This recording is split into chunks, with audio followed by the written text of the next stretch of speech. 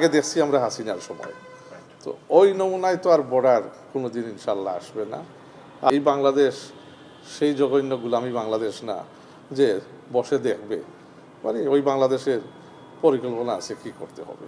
যে কাহিনী হল যাচ্ছি, যদি মানুষ মানে গুলি মারে হত্যা করা হয় বা তারে লাগাইয়া আপনি ফেলে রাখবেন, যেগুলো আগে দেখছি আমরা হাসিনার সময়, তো ওই নমুনায় তো আর বর্ডার কোনোদিন ইনশাল্লাহ আসবে না। আর ওই নমুনায় যদি কেউ বর্ডার করতেও চায়, এই বাংলাদেশ সেই জঘন্য গুলামি বাংলাদেশ না যে বসে দেখবে, মানে ওই বাংলাদেশের পরিকল্পনা আছে কি করতে হবে।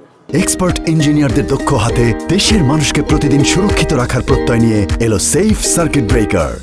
তো ইনশাআল্লাহ আশা করি ওই পথে যাবে না, বিকজ মানে নেইবারিং দেশগুলা মানে in terms of we must maintain regional peace, আমাদের রিজনে peace stability. So we want dialogue with our neighbours, our countries in our reason.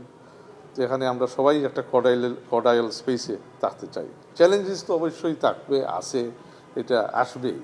যে জায়গায় ওখানে পালিয়ে যাওয়া, আমি বারেবার আপনাদেরকে বলি যে ১,৫০০ মানুষকে হত্যা করে পালিয়ে যাওয়া একটা এখান থেকে এক সন্ত্রাসী হাসিনা এখন আছে ভারতের সভরিন স্পেসে। যে ওইটাও বজায় রাখতে হবে যে ভারতের সভরিন স্পেস থেকে কোনো ধরনের ডিস্টেবিলাইজেশন করার চেষ্টা না হয় আমাদের দেশে, যাতে তাকে ওই স্পেস না দেওয়া হয়। তো আমরা আশা করি এবং আশ্বস্ত আমরা হয়েছি ভারতের সরকার থেকে যে ওই স্পেসটা তারা দিবে না। Thank you.